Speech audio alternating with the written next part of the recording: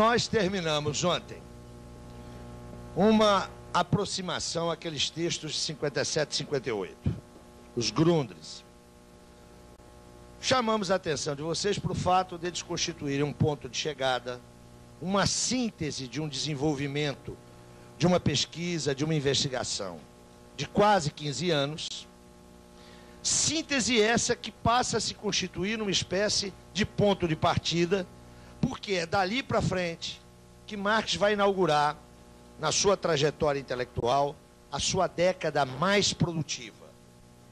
Eu assinalei aqui que o período que vai de 57 a 67 é o período onde Marx realiza as suas principais descobertas, as suas mais geniais construções teóricas, e que vão redundar no Capital 1, que, como vocês sabem, lá desde o princípio da nossa história, é o único texto do Capital que Marx concluiu.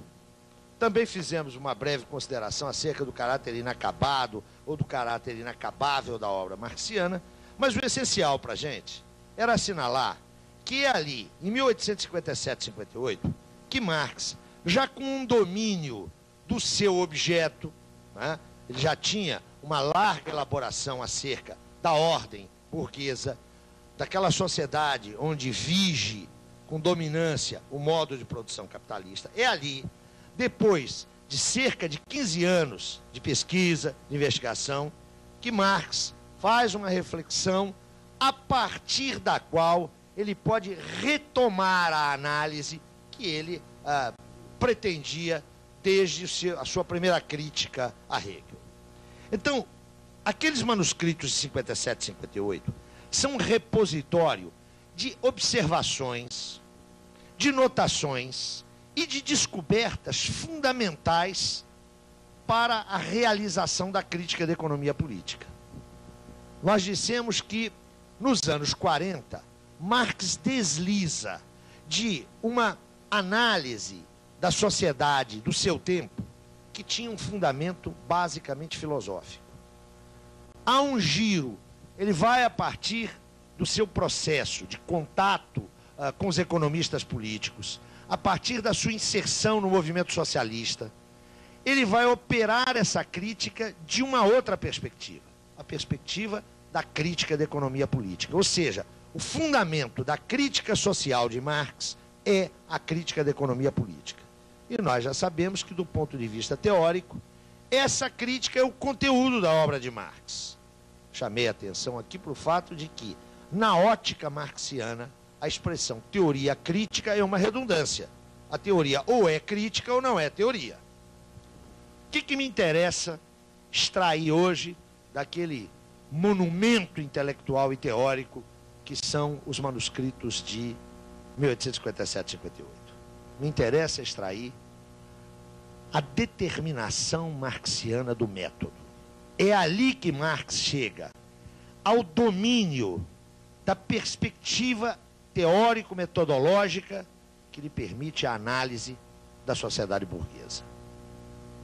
Isso está condensado na introdução que Marx escreve em 1857 e que eu sugeri a vocês que lessem. É aí que aparece a configuração do método de Marx.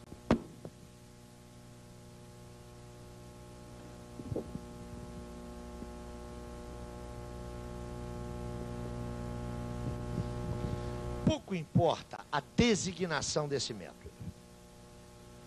Para um pensador como Lucien Goldman, um romeno que viveu muitos anos na França, que fez praticamente toda a sua vida intelectual na França, o método de Marx é um método estruturalista genético.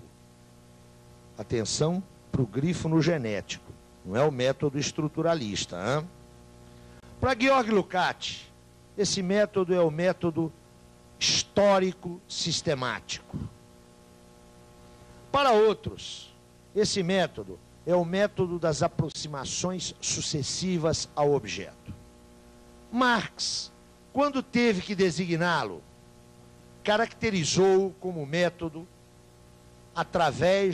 pelo qual há a elevação, através das operações racionais, do abstrato ao concreto. A designação, o nome desse método, é o que menos nos importa. Eu vou tentar hoje, sistematizando várias observações que fizemos anteriormente, sinalizar quais são os procedimentos mais significativos desse método. Eu vou começar sinalizando para vocês como é que Marx trabalhava. Depois eu vou dar um exemplo meio brincalhão e, na sequência, eu quero fechar um pouco indicando as categorias que são fundamentais para esse método. Eu vou começar sinalizando como é que Marx estudava. Como é que Marx trabalhava. Como é que Marx, a partir dessa formulação de 1857 e 58, tratou o seu objeto.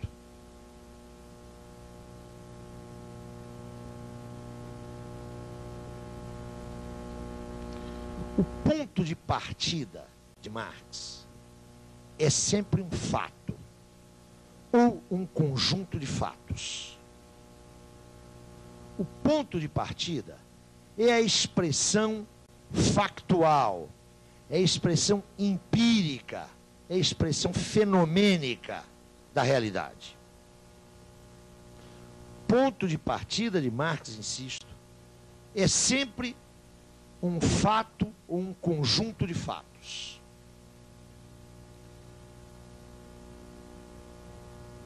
Insisto na ideia de ponto de partida, porque para Marx, o conhecimento, e agora estamos nos referindo estritamente a conhecimento teórico, o ponto de partida do conhecimento, sem o que o conhecimento é impensável, é alguma expressão fática, alguma expressão empírica. Marx não é um pensador para o qual os fatos não contem. Como nós veremos em seguida, Marx está nas antípodas do empirismo. Marx recusa o empirismo. Mas a recusa do empirismo não significa, de forma alguma, que Marx desconsidere a realidade empírica, a expressão empírica do real. E por que isso? Que para Marx, a factualidade, que é a aparência, que é a expressão fenomênica da realidade ou do real, conta, é importante.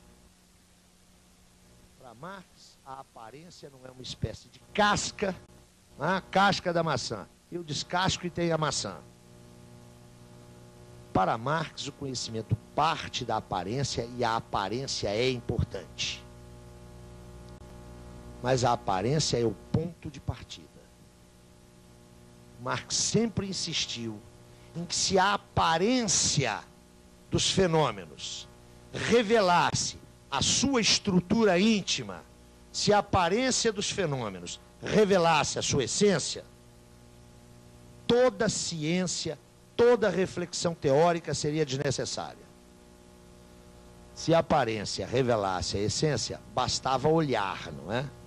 Bastava deitar o olhar sobre a realidade e as coisas referentes ao conhecimento estariam resolvidas. A aparência para Marx, ou seja, a expressão fática, ela mostra, ela sinaliza, ela revela, mas ela também esconde, ela também mistifica, ela também oculta. Por isso, conhecer é para Marx negar a aparência, negar a factualidade, negar a empiria. Atenção para essa noção de negar, hein? Negar não é cancelar, não é ignorar. O conhecimento parte da aparência, mas ultrapassa a aparência, vai além da aparência. E esse ir além da aparência consiste nessa negação da factualidade. Eu queria insistir nisso por duas razões.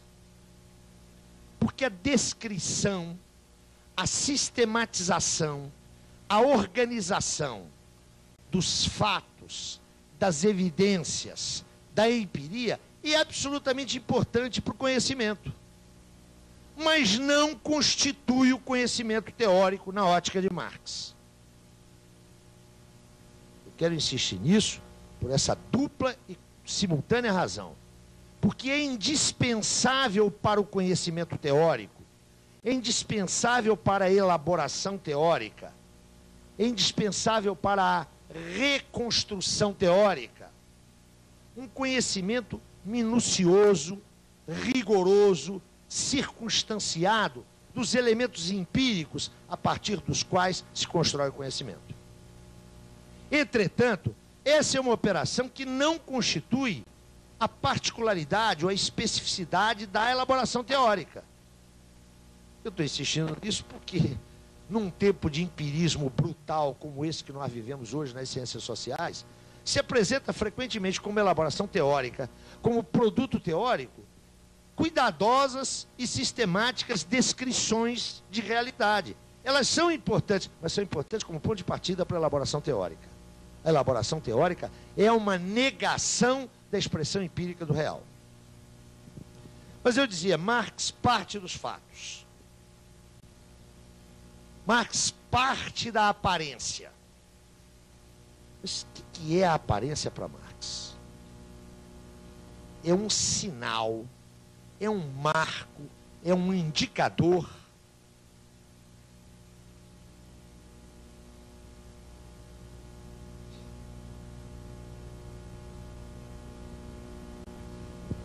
de processo ou, eu diria mais exatamente, e processos. Factualidade para Marx. A empiria é a expressão coagulada, a expressão fática de processos.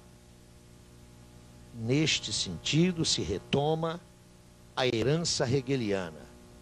Ser é processo, ser é movimento.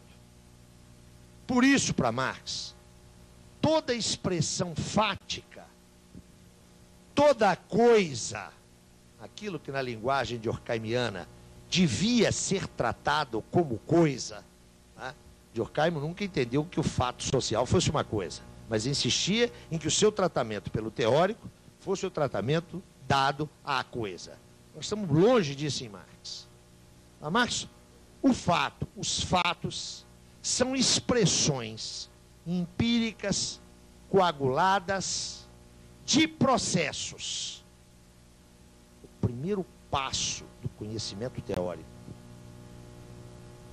é tomar a factualidade como indicadora de processo. E cabe à razão identificar esses processos. Mais exatamente, cabe a uma faculdade racional, a faculdade da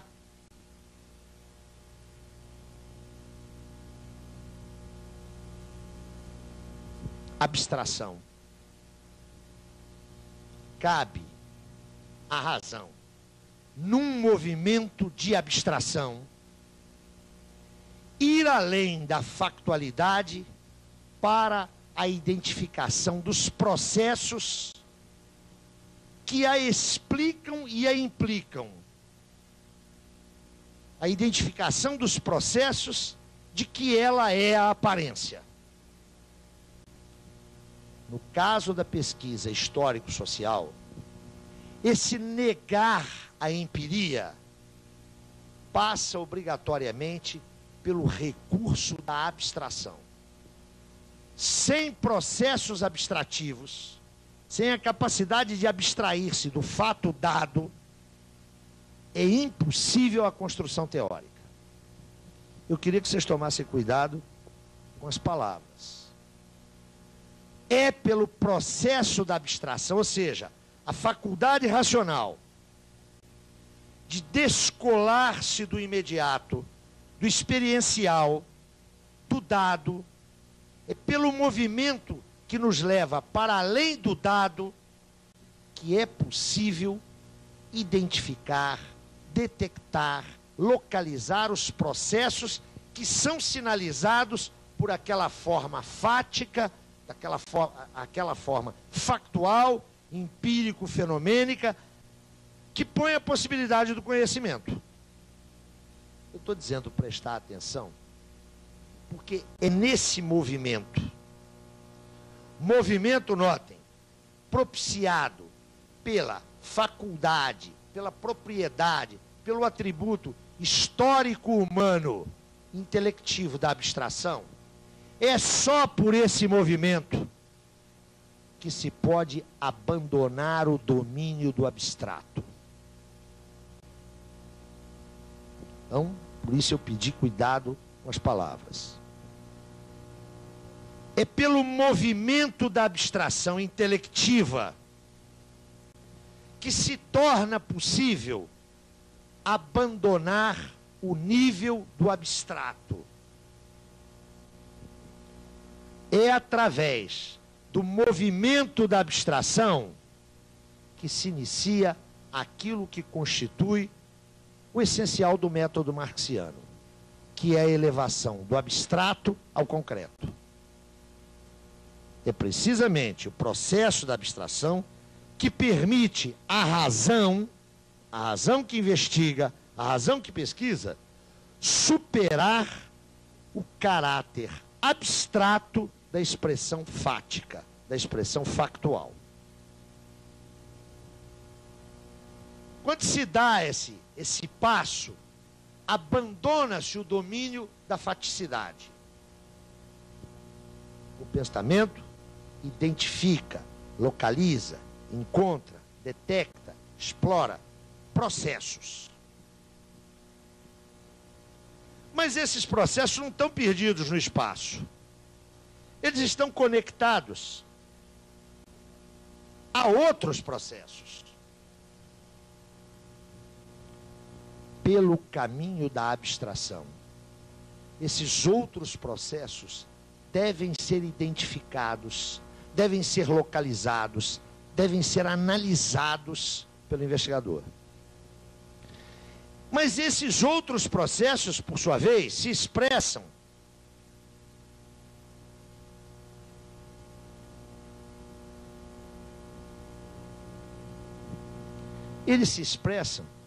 empiricamente, eles têm sinais fáticos.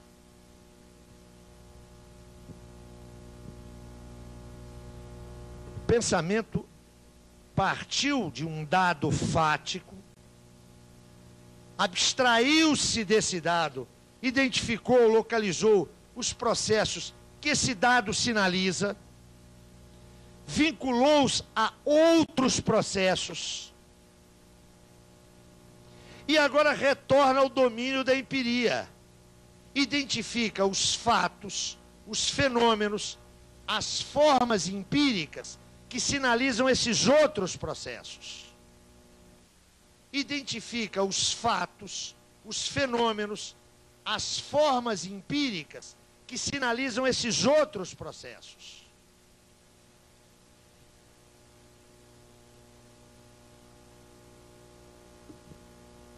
E então, o pensamento, na verdade, o pesquisador, retorna à forma factual, à forma empírica, de onde partiu. E é claro que essa forma empírica continua a mesma. Ela não mudou em nada. A teoria nada produz.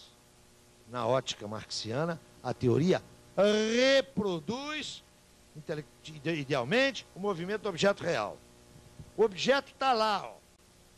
O fato, a partir do qual se iniciou, o fato ou os fatos, o fenômeno ou os fenômenos, a partir do qual se iniciou o processo cognitivo, nesse retorno eles estão lá, do mesmo jeito. O movimento teórico não os modificou. O movimento do pensamento não modifica nada. Toda vez que vocês tiverem dúvidas, lembrem-se de mim. Zé Paulo que disse, se a fé removesse montanha, não precisava de trator. Se aplica aqui para a teoria. Entretanto, este fato é agora tomado pelo pensamento em dimensões absolutamente não assumidas pelo pensamento, não apreendidas pelo pensamento, quando do ponto de partida. O fenômeno, a expressão empírica, está lá, do mesmo jeito. Só que, depois dessa longa viagem, o investigador pode ver no fato, na expressão empírica, ele pode ver aquilo que, inscrito no fato, não é evidente ao olhar, que não se sustenta nesse circuito analítico. Eu vou dar 2 exemplos, um deles muito infeliz. Eu já sei que é muito infeliz. É um exemplo extremamente precário. Só para a gente tentar ver como é que essa coisa aí funciona. Depois eu vou procurar um exemplo menos infeliz. E depois nós vamos ver como é que Marx operou isso. Está todo mundo aqui sentado. Vocês chamam nessa coisa onde estão sentados. Nós chamamos essa coisa. Onde estamos sentados? De cadeira. Mas vocês estão sentados numa cadeira. A palavra cadeira, inserida nessa cadeia frásica, né? Cadeira não está solta, as palavras não estão soltas no ar. Eu digo, nós estamos sentados em cadeiras. Essa palavra cadeira tem para vocês uma carga semântica clara. Cadeira é um objeto que não dá em árvore, não é um objeto natural, que serve para a gente sentar. É isso que vocês estão fazendo aí. Vocês vieram aqui essa semana inteira, sentaram nessas cadeiras. Vocês conhecem essas cadeiras, vocês apalpam essas cadeiras, né? Elas têm expressão fática, empírica. Vocês utilizaram essas cadeiras a semana inteira. Provavelmente vão utilizá-las a vida inteira. E se referem a elas como cadeiras. Se a gente começar a pensar essa cadeira, a gente vai ver que ela não se resume a essas propriedades físico-materiais que aí estão, não é? Provavelmente fibras sintéticas, algum componente de aço. Essa cadeira não é só uma cadeira. Se eu digo, estamos sentados em cadeiras, essa cadeira foi feita para sentar. A palavra cadeira denota um objeto, que vocês sabem o que é, mas é muito pobre para dizer o que é esse objeto, não é? Quando eu começo a considerar, eu estou olhando essas cadeiras aí, a primeira coisa que me aparece na cabeça, o que é? Essa não é a cadeira da sala da sua casa. Na nossa casa, na sala, nós não temos cadeiras assim. Essa cadeira supõe um certo design, um certo estilo. Ou eu diria uma certa falta de estilo. Mas ela está adequada a esse espaço aqui. Que é um espaço muito peculiar, não é? É um espaço de natureza pedagógica. Mas não é o mesmo espaço de natureza pedagógica que está ali na sala de aula. Eu posso supor que as cadeiras aqui que estão na sala de aula não são fixas. Né? São cadeiras que podem ser arrastadas. Quero dizer para vocês que eu estudei numa escola que tinha cadeiras fixas. Elas eram chamadas de carteiras. Estavam atarrachadas no chão, igualzinho a essas. Então você sentava lá, você não podia modificar. Isso dá uma concepção da natureza desse espaço pedagógico, não é? Eu tenho um espaço pedagógico fixo, onde o aluno senta e não pode se mexer, mas eu posso ter um espaço pedagógico onde há cadeiras. Notem, a cadeira é a mesma, o objeto denotado em princípio é o mesmo, mas eu posso movimentar, eu posso colocá-las em semicírculo, em ferradura, em círculo. Isso denota uma função pedagógica desse espaço que é diferente de uma função pedagógica de um espaço onde as cadeiras estão presas no chão. Ou não é assim? Escuta, eu estou fazendo isso olhando essa cadeira aí. O que eu estou fazendo, hein? Eu estou negando essa cadeira, né? Eu estou me abstraindo. Isso que eu estou fazendo aqui é uma abstração. Eu estou saindo dessa cadeira. Eu estou me abstraindo do dado imediato. Eu estou pensando em outras cadeiras, estou pensando em outros espaços. Mas e a factualidade imediata dessa cadeira? Como é que essa cadeira chegou aqui? Ela foi comprada na loja ali, o cara que é o administrador desse prédio aqui, sentiu falta, foi ali, pediu ao Zé da esquina 400 cadeiras e pôs aqui? Ou isso implicou um processo de licitação, de concorrência? Isso aqui é um órgão público que tem que prestar, deve prestar contas dos seus gastos, da gestão dos seus recursos. Essa cadeira não chegou aqui do mesmo jeito que chega a cadeira na minha casa. Essa cadeira supõe um circuito institucional e comercial. Mas se eu me atenho às características físicas dela, essa cadeira é feita por um artesão numa oficina de fundo de quintal? Parece que não, né? Essa que aí está. Essa cadeira trabalha com materiais sintéticos. Ela supõe, portanto, muito mais do que meia dúzia de ferramentas. Ela supõe uma certa tecnologia. Aí provavelmente existem vários processos de trabalho com organizações diferentes. Seguramente aí há componentes que são derivados da indústria petroquímica, que tem um circuito de trabalho, que tem um sistema de distribuição de tarefas que é completamente diferente da parte da metalurgia que ela incorpora. Provavelmente essa cadeira é produto de grande empresa e não de pequena indústria. Nós estamos viajando, né? Essa cadeira está me levando a circuitos de comercialização, está me levando a circuitos produtivos, onde há relações salariais, onde há relações hierárquicas, onde há relações de exploração e de poder. Imaginem vocês que eu faço um longo estudo sobre essas cadeiras, fazendo todas essas considerações.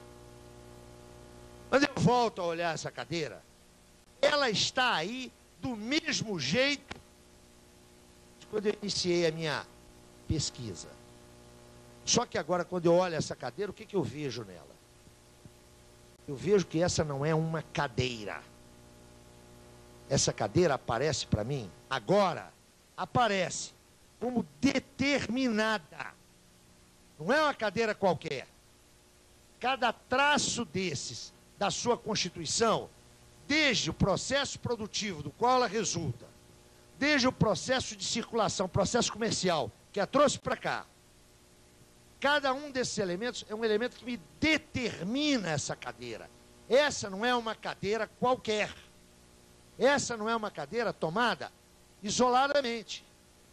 Quando eu volto a ela, eu já tenho essa cadeira num circuito produtivo, num circuito econômico, num circuito cultural.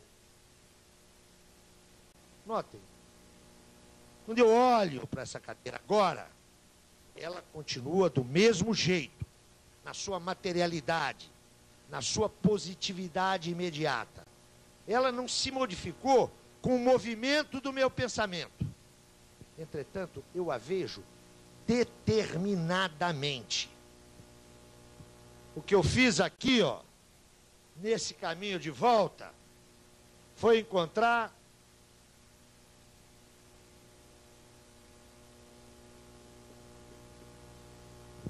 determinações. Investigação, pesquisa na ótica de Marx é a busca, é a procura das determinações. Vamos dar uma paradinha aqui? Qual que é a dificuldade com que o leitor se defronta quando está lendo o Capital? Pegou lá a obra, o Capital, e começou a ler. A primeira dificuldade que ele se defronta é a seguinte: a página 25 aparece uma, na ótica do leitor, uma definição de capital. Aí, né, o moço que aprendeu a fazer ficha, bota lá, abre aspas. Capital é uma relação social, fechou aspas. Aí ele decora aquilo. E ele está satisfeito da vida quando na página 72 aparece uma outra definição de capital. Na página 74, outra. O cara fica desesperado.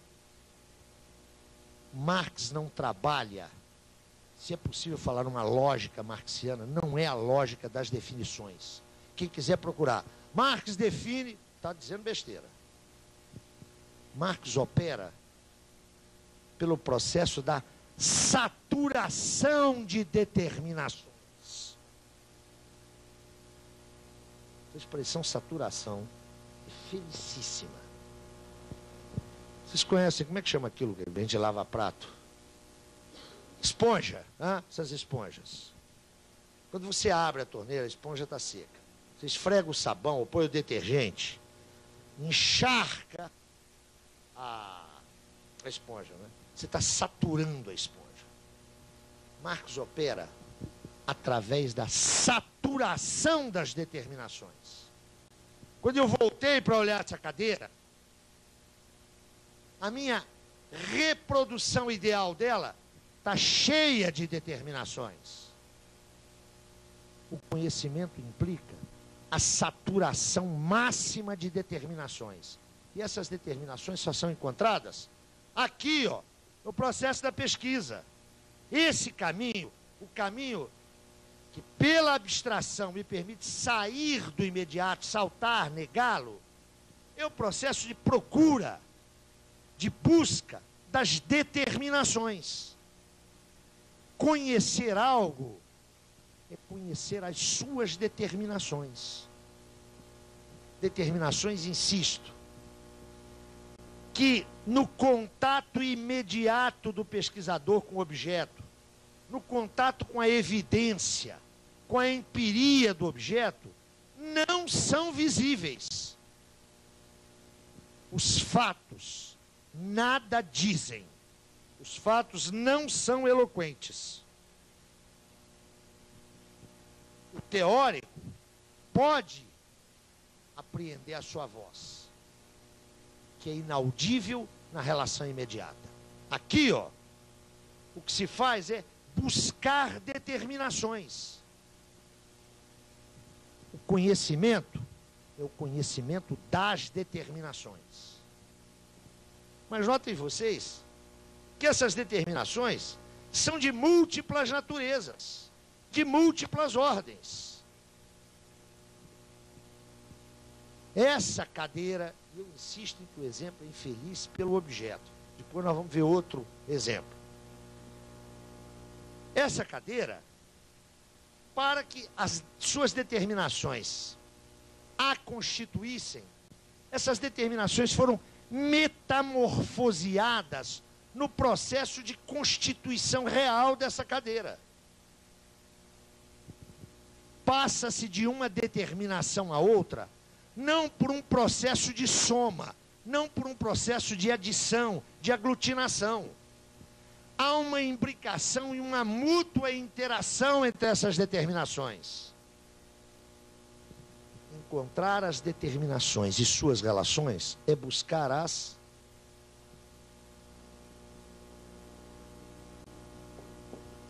mediações.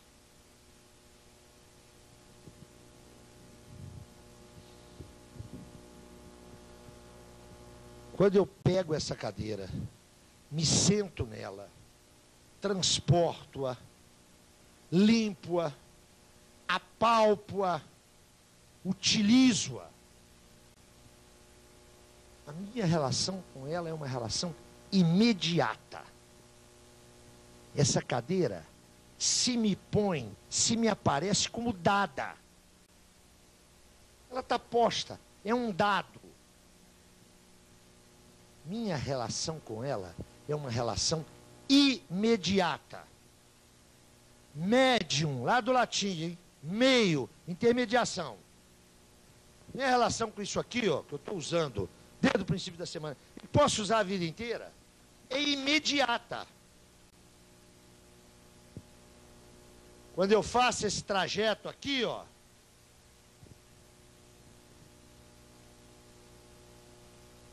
a cadeira já não se me põe mais como imediata. O processo do conhecimento dissolveu a imediaticidade da cadeira. Mostrou o que ela é de fato. Ela não é um dado, ela é expressão de um processo. Conhecimento teórico é o encontro das determinações e a localização das mediações. Conhecimento teórico é a ultrapassagem do imediato. Conhecimento teórico, olhem para cá, por favor, é a elevação do dado imediato, que é o abstrato, aquilo que, dissolvida a sua imediaticidade, é uma síntese de muitas determinações. A síntese de múltiplas determinações, Marx chamava o concreto.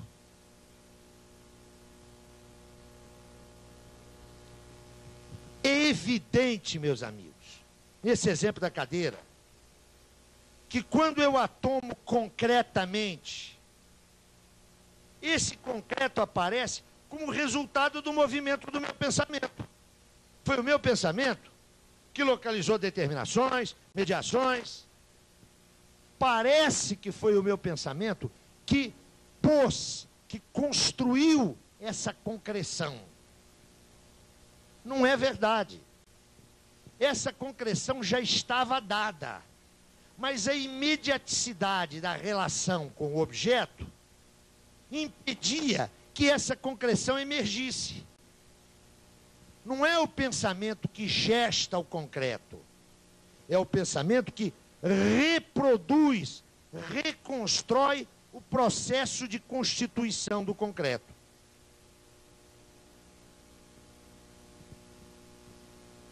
É por isso que Marx, algumas vezes, falará em concreto pensado. Esse concreto é produto do movimento do pensamento. Mas não é produto do movimento do pensamento a cadeira. Está claro? Por que o exemplo é infeliz? Porque embora a cadeira não seja um objeto natural, né? Não está aí perdido no espaço, não dá em árvores. Mas a gente precisa encontrar algo mais social. Todo mundo tem aí no bolso e na bolsa. Olha aí a riqueza de um homem. Professor universitário titular, hein? Todo mundo tem aí no bolso e na bolsa esse papel pintado. Né? Que a gente chama de dinheiro. Bilhete, de cédula. Todo mundo aqui sabe usar isso muito bem. Vocês não são enganados no troco. Vocês movimentam esse dinheiro todo mês. E alguém aqui deve saber usá-lo muito bem. Deve ter um fundo de investimento, uma caderneta de poupança. Se eu perguntasse para vocês o que é o dinheiro, tirando o meu amigo economista que hoje não está aí, deve haver outros aí, vocês podem ficar descansados que eu não vou perguntar o que é o dinheiro. Se eu perguntasse para vocês o que é o dinheiro, vocês teriam a maior dificuldade em dizer o que ele é. Nenhum de vocês é enganado no uso do dinheiro. Vocês usam bem o dinheiro. Saí do hotel, paguei o café, paguei o táxi, entrei no ônibus, paguei o aluguel da casa. Ninguém é roubado, pelo menos em princípio. Vocês sabem mexer com dinheiro. Podem conhecer até formas de fazê-lo multiplicar. Investe ali, compra título acolá, faz aquilo. Notem, vocês manipulam, nós manipulamos muito bem essas folhas de papel pintado. Nós a conhecemos. O que é o dinheiro? O que são essas folhas de papel pintado? Como é que eu posso conhecer esse papel pintado? Para conhecer como é que ele chega no meu bolso, não é? Quando chega, no meu caso chega, todo mês, lá na agência 0287/8 do Banco do Brasil, todo mês quando ele chega lá, não é uma coisa, ele não é uma quantidade. Embora eu me comporte como se fosse uma quantidade. Mas como é que eu vou conhecer isso? Quem é que me paga? Como me paga? De onde sai o recurso que se expressa nesse pagamento. Por que é que eu recebo X? Eu tenho um salário. Na verdade, eu não tenho salário, né? Sou um tipo diferente, eu tenho provento. Por que o Antônio Hermílio de Moraes não tem a mesma conta onde eu tenho? Eu sei que esse papel pintado me mostra a cota parte que eu tenho na riqueza nacional e que essa cota parte não está determinada pelo meu valor, pelo meu talento, pela minha eventual biografia, né? Basta pensar no Antônio Hermílio de Moraes. Que isso está relacionado a uma certa inserção minha na estrutura socioocupacional desse país e que essa inserção nessa estrutura, o espaço que eu tenho nessa estrutura socioocupacional remete à existência ou não de patrimônios públicos e privados e à gestão desses patrimônios, o que remete à sua posse, e o estatuto dessa gestão, que remete não a quem detém a posse, mas a quem detém a propriedade. E como é que eu posso entender esse papel pintado se eu não entendo como é que é a relação dele com outros papéis pintados, como aquele papel pintado de verdinho? Notem, o conhecimento teórico não é o conhecimento prático mental que implica a instrumentação e a manipulação. Provavelmente nenhum de vocês sabe que essas cédulas de papel que estão nas suas mãos, em princípio, deveriam ser resgatáveis lá pelo Banco Central numa certa quantidade de ouro, que seria o lastro dessa moeda. Essa moeda aí só tem valor legal. Se tiver uma fila lá no Banco Central, só os 10 primeiros serão atendidos. Vocês não sabem disso, mas vocês têm um trato prático mental que lhes permite uma perfeita utilização desse objeto. Vocês não o conhecem. Marx, quanto a isso, é muito claro com relação à prática social. Os homens não sabem, mas fazem. Você não sabe, mas faz.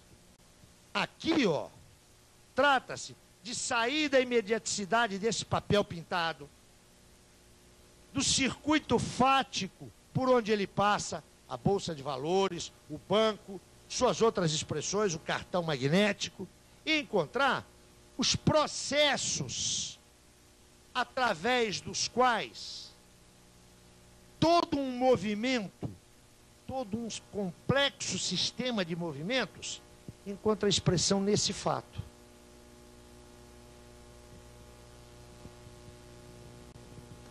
Era assim que Marx operava. Marx não supõe nunca que a razão esgote o real. Em primeiro lugar, pela extrema complexidade do real. Extrema complexidade do real. E, em segundo lugar, pela mobilidade, pela dinamicidade desse real. Ele não é apenas extremamente complexo.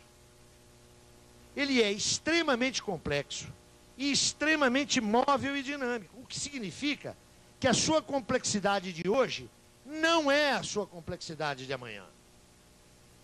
Mas isso, insiste, não impede que a razão, neste movimento, apanhe a riqueza estrutural do real. Mas é evidente que quando se chega aqui, ó, há que resetar o caminho. Há que retomar o caminho. Por isso, alguns chamam a esse método de aproximações sucessivas. E, é claro, o universo de fatos e de processos abarcados também se amplia. Estava lhes dizendo há pouco como é que é esse circuito do pensamento. Segundo Marx, há um exemplo que é um exemplo tipicamente marxiano. Há um fato com o qual Marx se defronta em 1840, 1850. É um fato social, no sentido mais imediato da palavra. Salário. Homens e mulheres entravam num espaço fabril, despendiam determinadas horas do seu esforço físico e também mental, não é? Ninguém trabalha só com as mãos. E ao fim de uma semana, ou de uma quinzena, ou de um mês, recebiam um quantum em dinheiro. Ao tempo de Marx, essa relação sinalizada pelo salário era vista como? Era vista como a remuneração do trabalho. Nesse espaço fabril, entravam em igualdade jurídica de condições trabalhadores e patrões.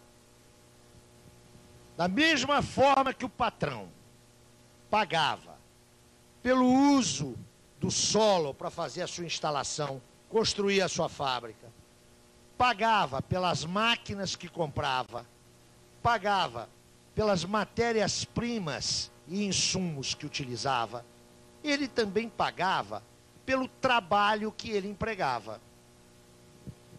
Tudo era mercadoria. O patrão comprava mercadoria, ferro, comprava mercadoria, máquina, comprava mercadoria, espaço que ele utilizava e comprava uma outra mercadoria, trabalho. O salário era a remuneração do trabalho, era o pagamento do trabalho. Assim como o lucro do patrão era o pagamento do capital que ele investia e do seu trabalho. Esse é o fato com o qual Marx se defronta. Esse é um fato com o qual Marx se defronta.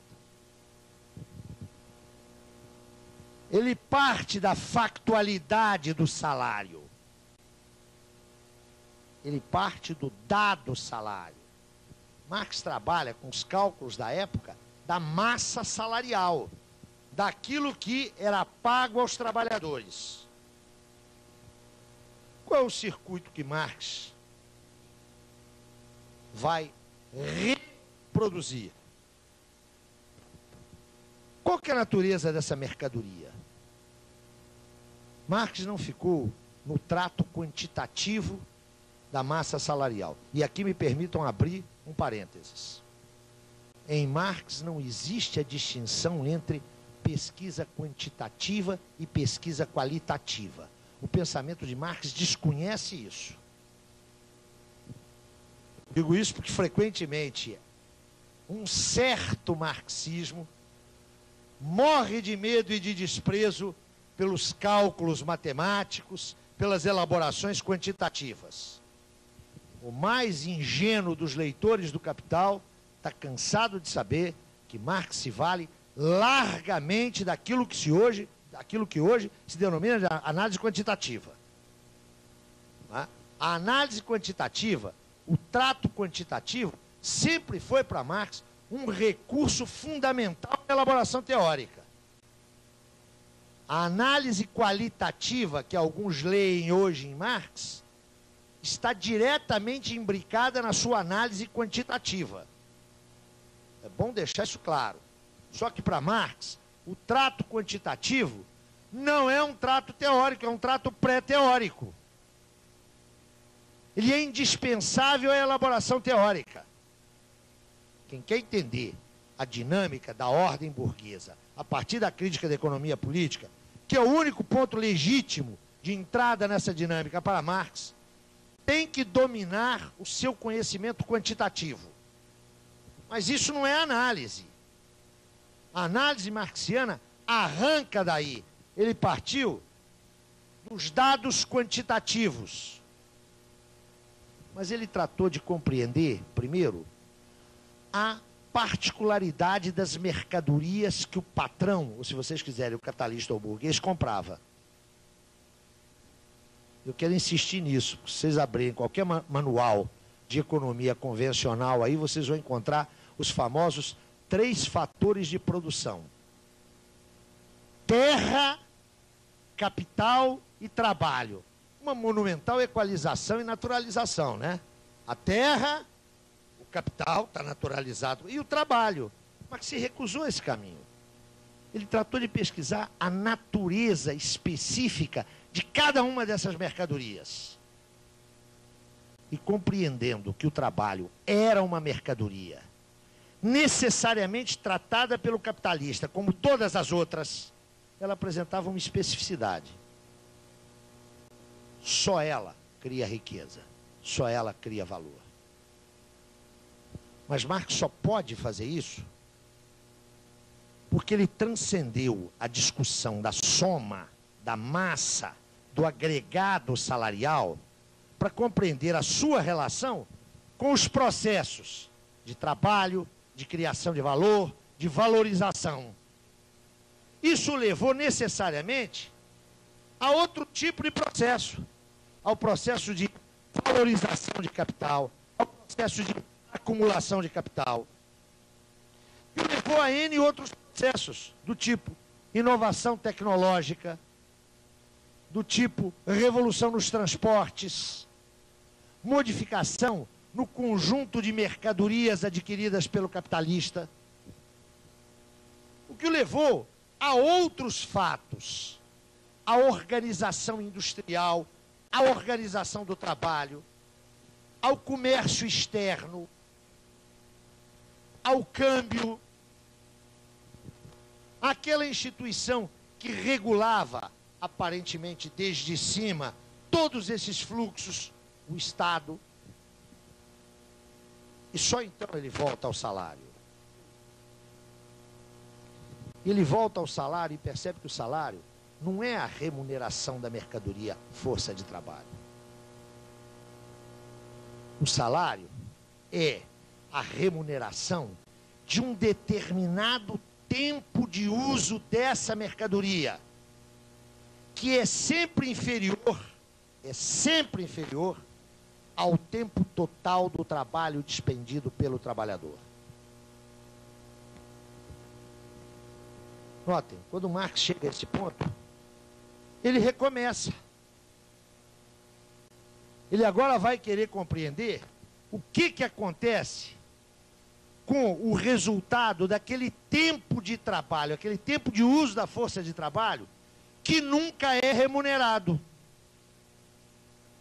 O que acontece aí? O que acontece com essa cota de tempo de trabalho investido? O que acontece com o valor que daí emerge? Com o valor que aí é produzido? Ele volta a um novo circuito.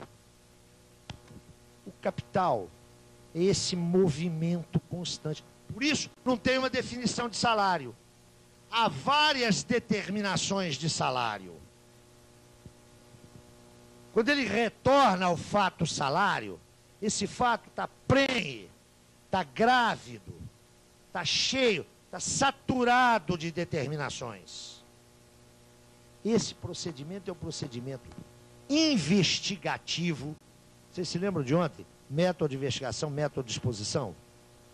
É esse procedimento que Marx utiliza com todos os componentes do seu objeto.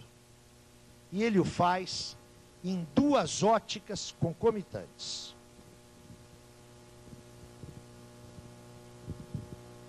Quando Marx toma o fato, ele o toma numa dupla perspectiva.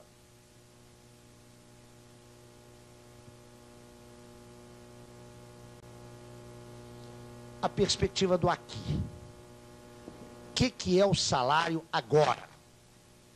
O que ele representa hoje? O que ele expressa hoje? Marx está interessado, qualquer fenômeno que ele está estudando, em identificar qual é a sua dimensão sincrônica. Marx trabalha com o eixo das simultaneidades. Ele opera um corte vertical no fenômeno que ele analisa. Ele trata de identificar a estrutura estrutura desse fenômeno, através desse procedimento que nós acabamos de mencionar rapidamente. Mas ele nunca utiliza essa única abordagem. Simultaneamente, Marx busca o seu desenvolvimento. Marx acompanha o seu desenvolvimento histórico.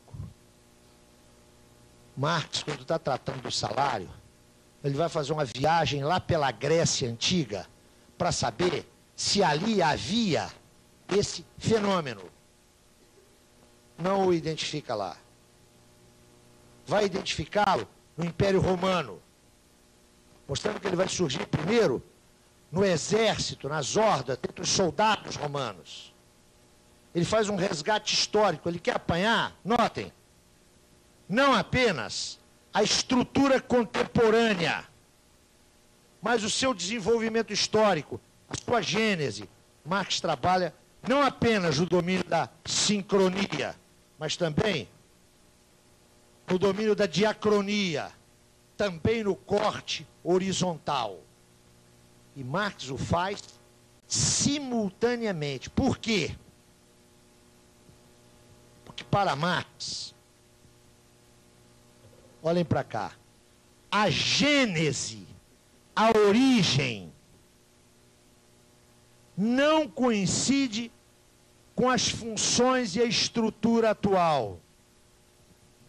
Conhecer a gênese de um processo qualquer não me garante o conhecimento da sua estrutura contemporânea, da sua significação sócio-histórica contemporânea. Essa distinção é absolutamente importante, né? Por quê?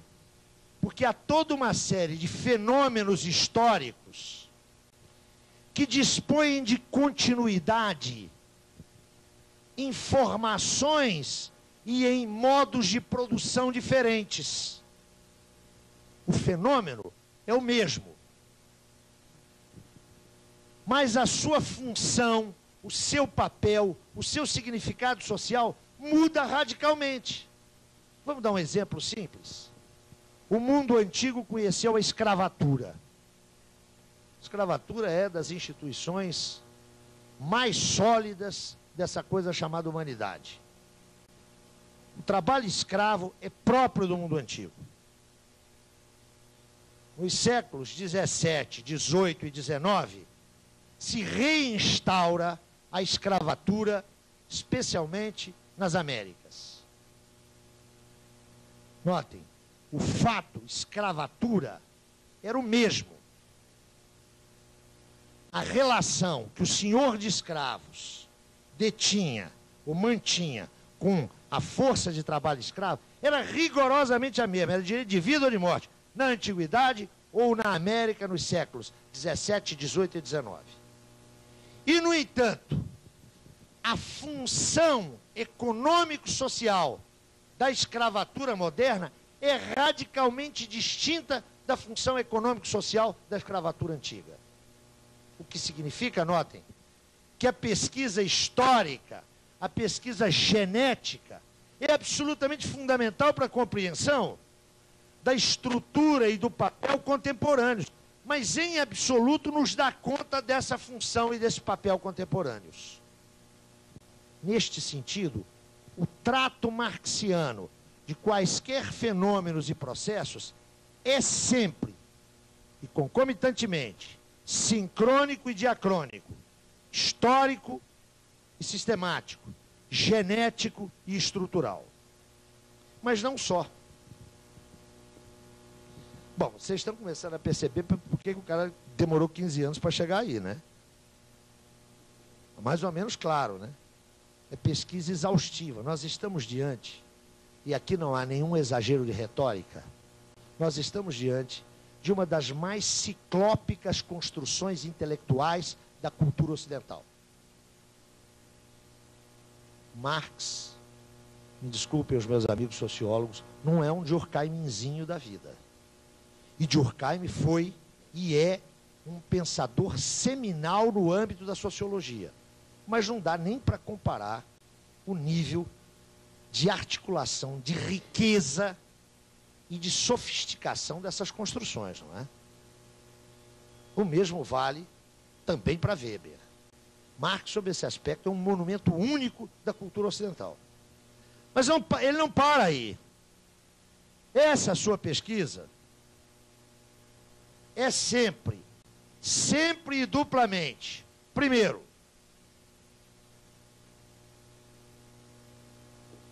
nós já falamos disso aqui sob outra ótica.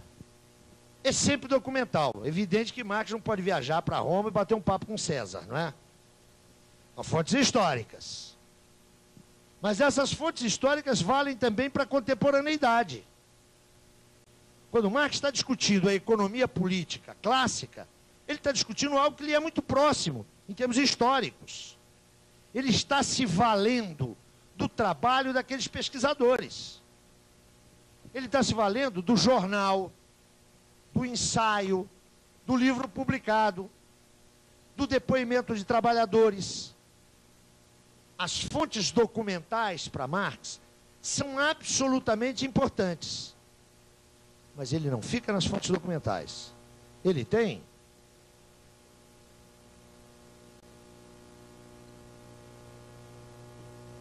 exame de realidade. Ele opera sempre nessa interseção de análise documental, de registro histórico e de confrontação com a factualidade. Ele opera sempre no plano diacrônico e no plano sincrônico. A monumentalidade da pesquisa marxiana, o investimento intelectual próprio dela, amplamente registrado no conjunto de manuscritos, e não apenas de 57 e 58, conjunto de manuscritos que Marx nos legou, quanto a isso, é mais do que eloquente. Foi um trabalho insano. Um trabalho insano. Agora, notem, por favor, nós estamos falando da investigação marxiana. Eu quero voltar sempre àquela distinção de ontem. É claro que a exposição que aparece no Capital não obedece a essa lógica. Do ponto de vista formal, não é? Foi a partir dessas descobertas, foi a partir desses registros, quando tinha a sua investigação mínima e provisoriamente concluída, é que ele começou a redação. Logo, a diferença dos manuscritos de 57 e 58 para o Capital, uma das diferenças, é que aqui nos manuscritos, você acompanha o processo de investigação, o registro, é um diagrama do laboratório intelectual de Marx. Lá no Capital você tem a exposição da pesquisa realizada. Nós estamos aqui nos interessando pelo método de investigação. Mas qual é o suporte de tudo isso? O que está na base de tudo isso? Está na base de tudo isso? Agora, por favor, atenção. Aquilo a que Marx chega em 1857. Ponto de chegada. Mas a partir de 57 e 58 é o seu ponto de partida. A partir de 57 e 58 já é um pressuposto de Marx. Agora, por favor, não é um pressuposto a priorístico. Ele chegou a isso em 57 e 58. Ele conquistou, ele elaborou, ele processou isso. Agora, de 57 e 58 para frente, isso que já está processado é o seu patamar teórico-metodológico. Que patamar é esse? Vamos lá.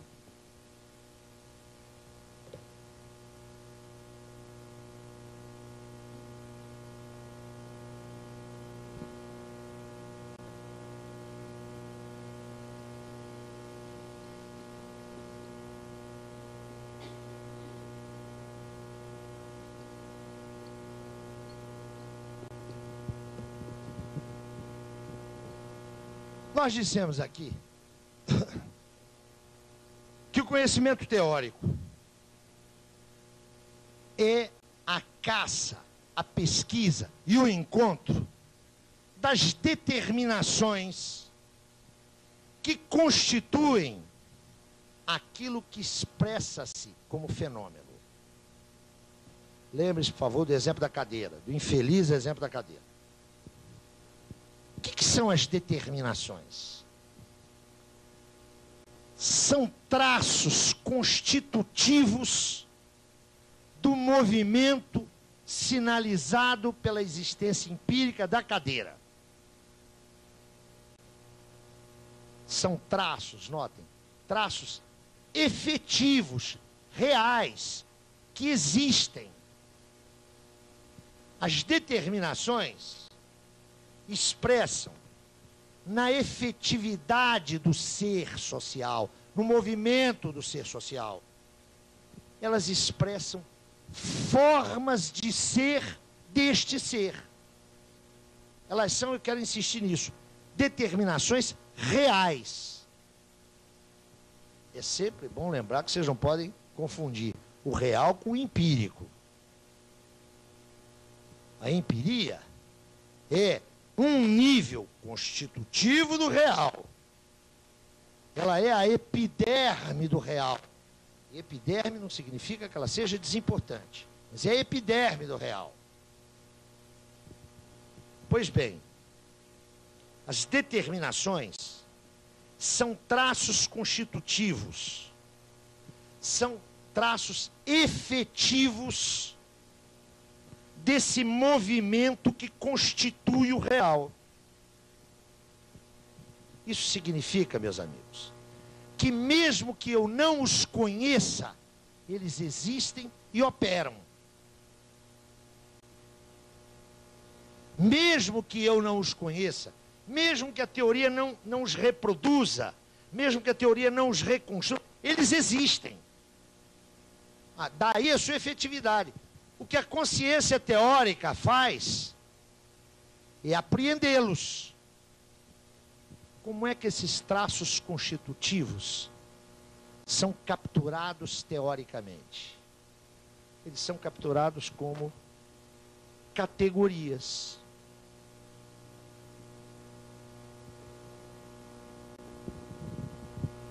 Vamos ao exemplo banalíssimo da nossa vida cotidiana. Trabalho. Essa palavra, nos nossos sistemas de discurso, elas expressam uma categoria. O que é isso? É uma ficção? É uma invenção da teoria social?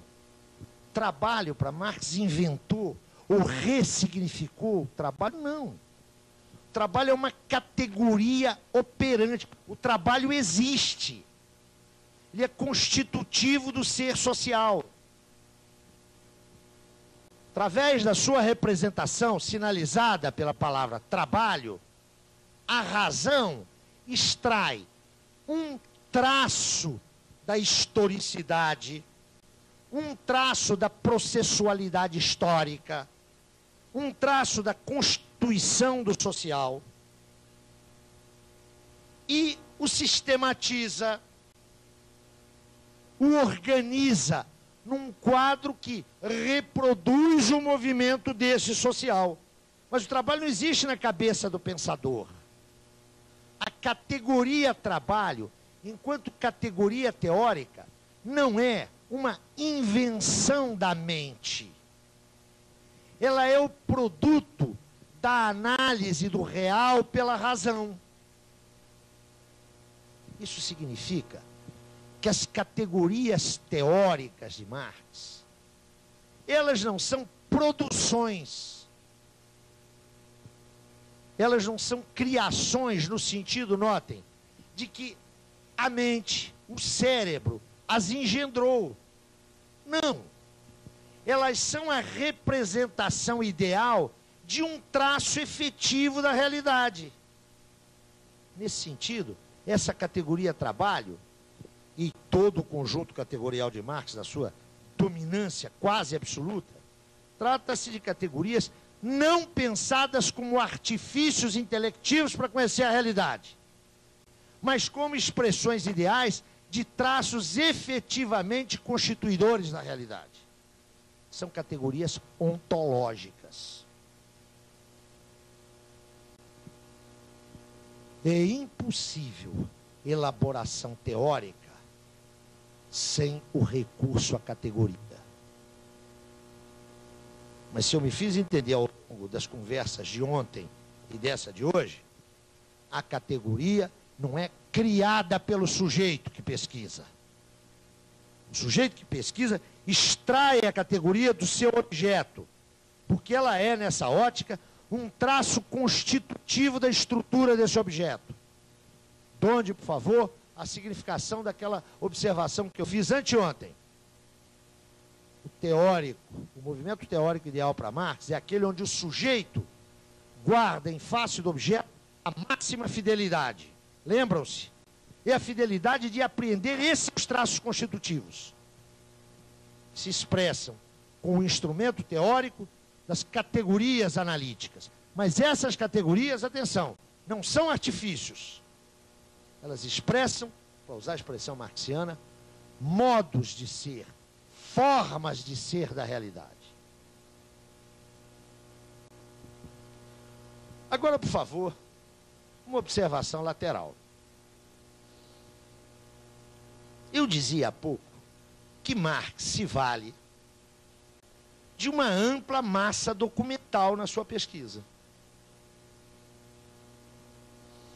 Dizia mais, há 1 ou 2 dias atrás, que Marx era um materialista, no sentido do próprio caráter da teoria, no sentido de que nada que se passa aqui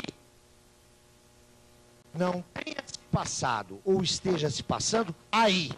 Lembram-se disso? Então, esse é o materialismo de Marx. Isso aqui, agora, por favor, atenção, só vale para teoria, hein? Nós estamos tratando aqui de conhecimento teórico. Também discutimos a ideologia, lembram-se? Lembram da discussão da ideologia? Quando a gente pegou o texto lá de 45, 46, olha, isso é um conceito crítico negativo. A ideologia não é uma mentira. Vocês se lembram disso? Por que Marx recorre a essa massa documental?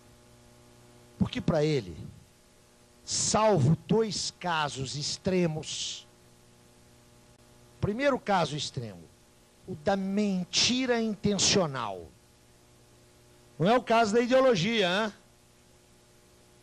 O caso da mentira intencional, da falsificação intencional da realidade, salvo nesse caso, ou num outro caso, de uma mente alucinada, alienada, doente. Quero dizer para vocês que Marx era um tipo muito atrasado, hein? Ele achava que tinha doido mesmo. Ele ainda não tinha se formado no Collège de France, que acha que não existe loucura, que a loucura é uma forma de segregação do diferente. Marx não, Marx é muito atrasado, ele acha que tem doido mesmo. Pois bem, salvo nesses 2 casos extremos, no caso da falsificação intencional e no caso da alienação, no sentido técnico, para Marx, todo texto expressa a realidade.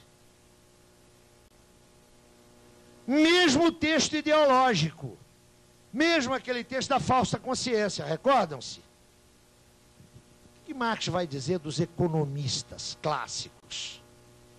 Vai pegar as categorias dos caras e dizer, olha, essas categorias, elas têm pertinência real. Mas dado o comprometimento ideológico desses pensadores com a constituição de um mundo novo, eles são incapazes de reconstruir o condicionalismo histórico dessas categorias. Para o economista clássico, a propriedade privada dos meios de produção é natural.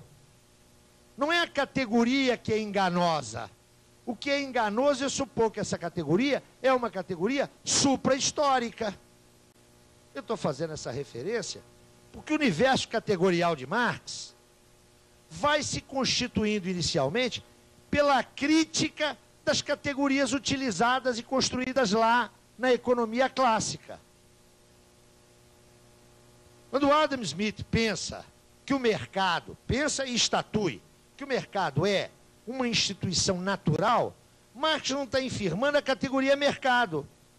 Ele está apontando o seguinte, olha, o que Adam Smith não sabe é que o mercado é uma construção dos homens.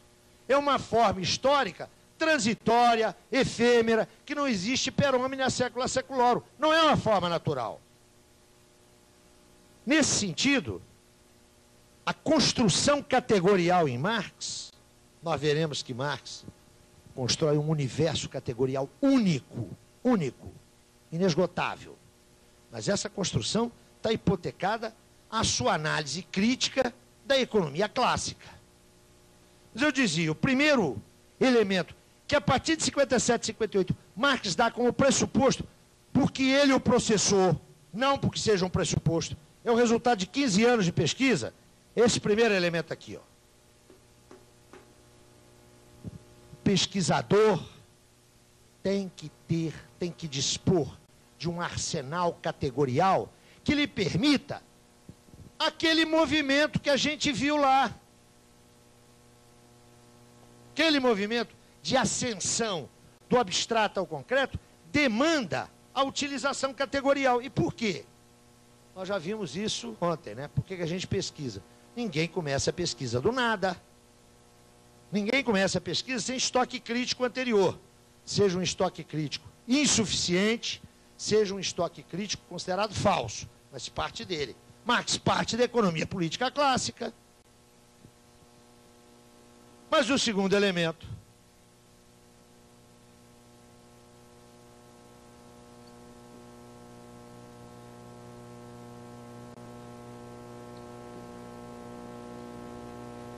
que Marx dá como pressuposto, mas atenção, eu estou repetindo, sei que estou sendo chato, hein?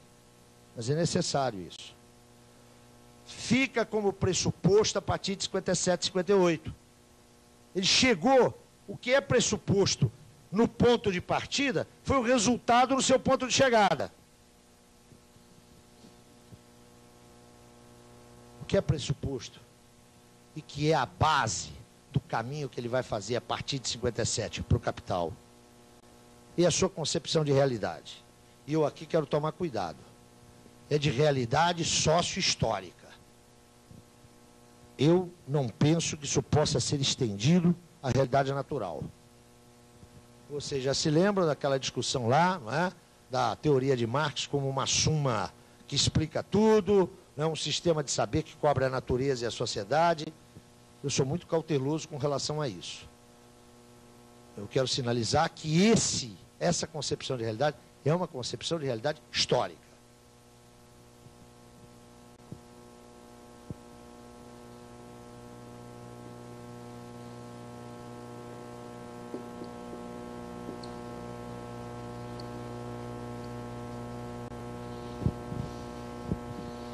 A realidade para Marx tem um caráter dinâmico processual. Temos que tomar muito cuidado para não banalizar essa afirmação. Uma das heranças da modernidade, isso vai percorrer o pensamento todo do século XIX, é a concepção da realidade histórica como movente. Não é isso que caracteriza Marx. Isso caracteriza todo o pensamento social da modernidade. Portanto, quando vocês estiverem dando aula e dizerem para os alunos de vocês que a realidade é dinâmica, vocês estão dizendo uma obviedade, no fundo isso não significa quase nada. Nem os positivistas mais ortodoxos supunham uma realidade estática. Lembro para vocês que é de Comte a tentativa de pensar a sociologia numa dinâmica e numa estática sociais. Dinâmica. Dizer que o social, que o histórico, é uma estrutura movente não significa coisa nenhuma. É muito pouco determinado. Estão vendo a importância das determinações? Isso aí não significa nada. Assim como não significa nada, a gente vê nos manuais de serviço social, e não só, né, de pedagogia, uma profissão a serviço da transformação social. Não tem ninguém aqui que seja contra a transformação social. O Inocêncio de Oliveira é a favor da transformação social. Claro ou não? É claro que é. Para saber o que é isso. Então, afirmar que Marx tem uma concepção da realidade como movente, dinâmica, em movimento, não significa nada. Todo cientista social da modernidade pensa assim. O problema está na natureza e no sistema de mediações desse movimento.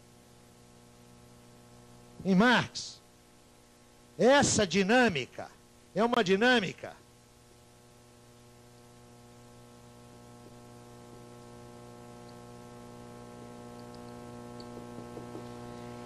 imanente, constitutiva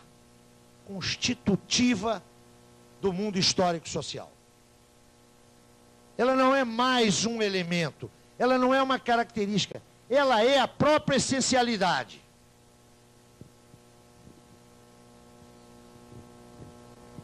Ela é a própria essencialidade. E ela é determinada por quê? Qual é o centro desse dinamismo?